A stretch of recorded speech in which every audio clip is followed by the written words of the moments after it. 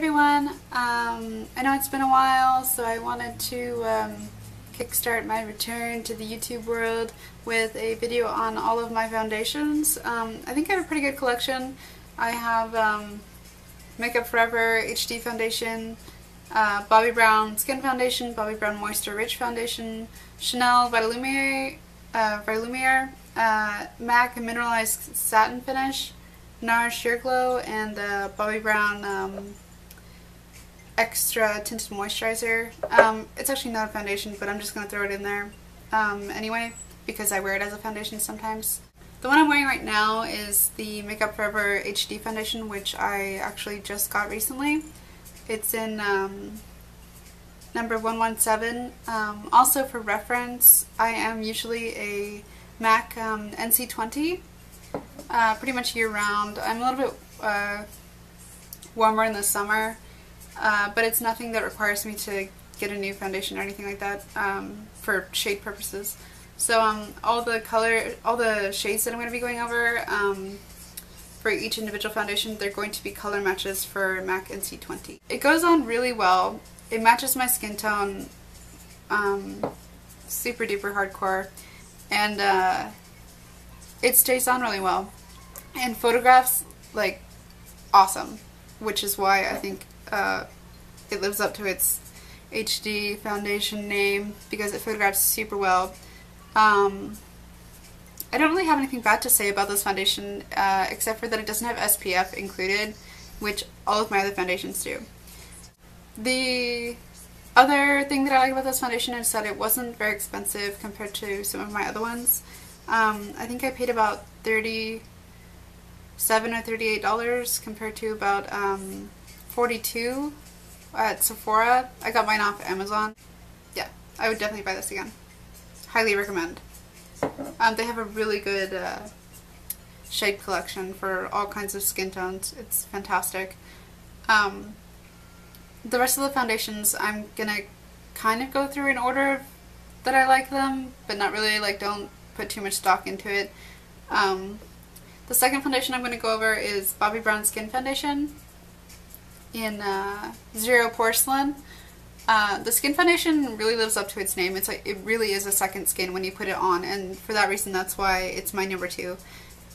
Because it still lets my freckles show, but it still evens out my complexion. It has pretty good staying power. It's like a hybrid foundation. It's a hybrid between like a really good tinted moisturizer and a regular foundation.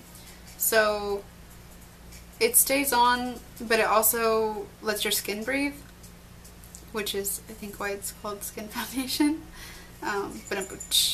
So yeah, that's my number 2. The only thing I don't like about this foundation is probably that it's a little bit runny.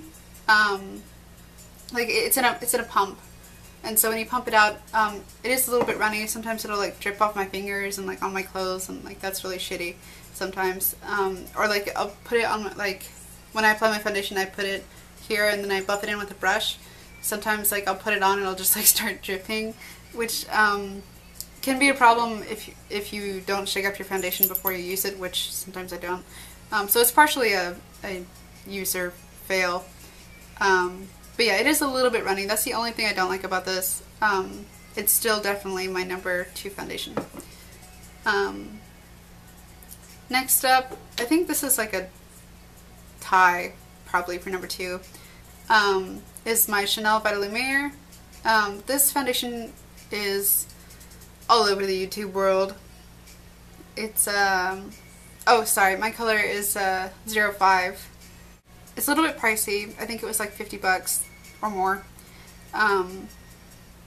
which is a lot compared to, you know, the Makeup Forever foundation for basically the same thing. But the Vitalumiere, first of all, it smells wonderful. Second, it feels like velvet on your skin, if that's even possible. And third, it's just amazing. Like, it evens out your complexion really well, but it's not like super pigmented, if that makes sense. So it gives you like this really nice glow.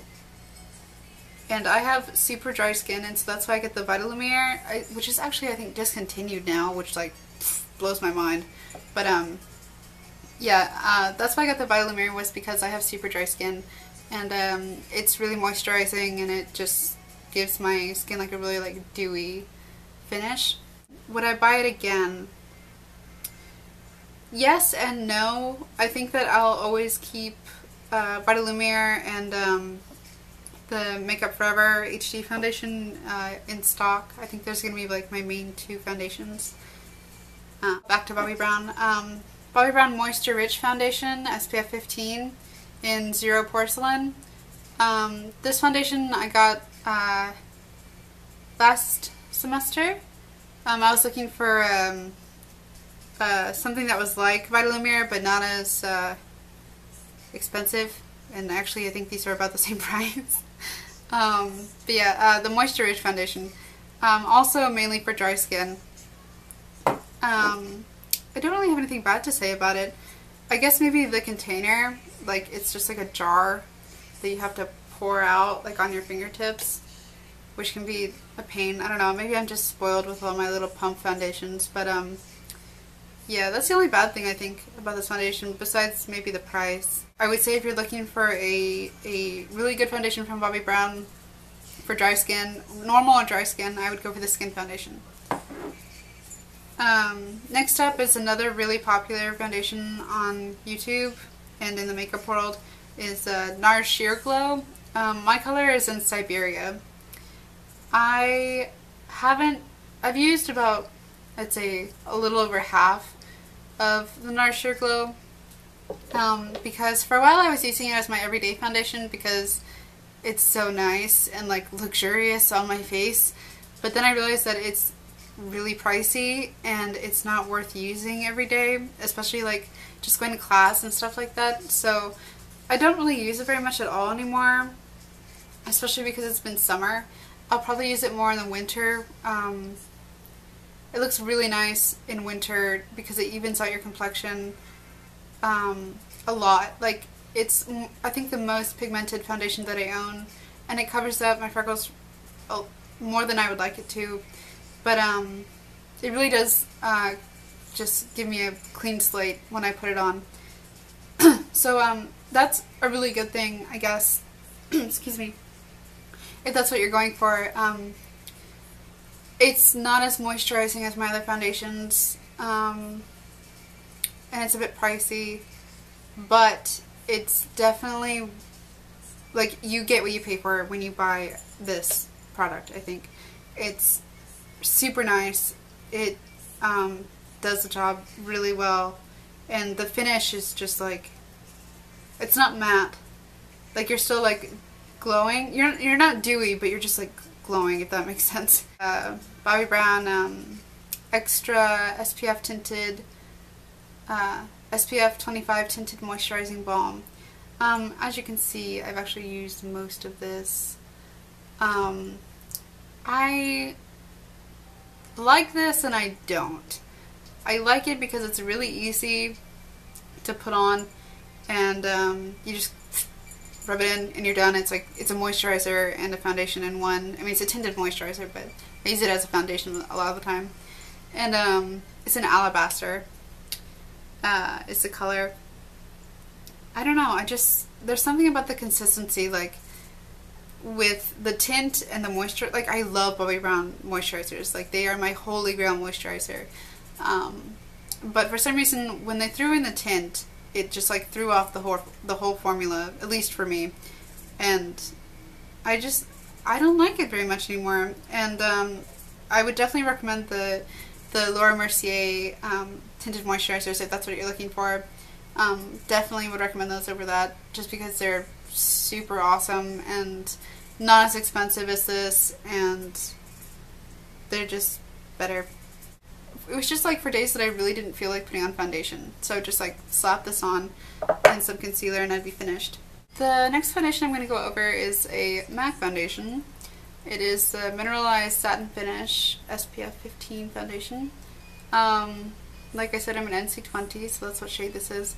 I don't really have a lot of good things to say about this foundation, and a lot of other people don't usually about MAC foundations. Like, I find that if you're looking for reviews on MAC foundations, there really aren't a whole lot of like, oh my god, I love this shit, like kind of like reviews. So like this is like my backup foundation when I don't want to use one of my nicer foundations, but I still want a more even skin tone for, you know, whatever, going somewhere. But I don't want to use like my Makeup Forever or Bobbi Brown or Chanel or NARS. I use this.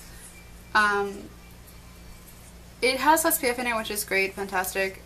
But I think for the price, like, I could have gotten like a Revlon Photo Ready foundation. It's cheaper and it would have done the same thing and looked the same as this, I think. I mean, I can't say that for sure because I don't have it. But I don't know, I just, the formula, the consistency is just, it's weird. Like if you have it, or if you get the opportunity to go try it out at the MAC counter, the consistency of it is just weird. Like it doesn't feel good on your face, and it doesn't blend well, and I don't know, I really have to work at it with this foundation. While the other ones are just like really easy to go on, they just glide on and stay on really well. Like, I don't know, this is probably my least favorite foundation that I own. But yeah, these are all of my foundations. Foundation party over here. Oh, this is ridiculous. This is what someone does when they have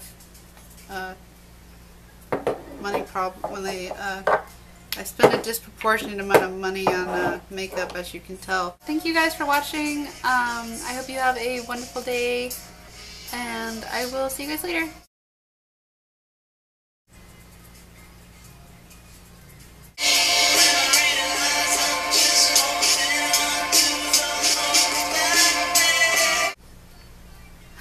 Wait a second.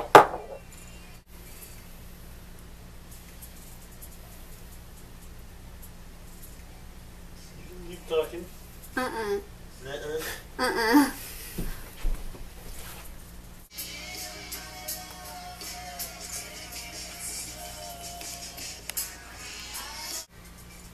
did not make any sense.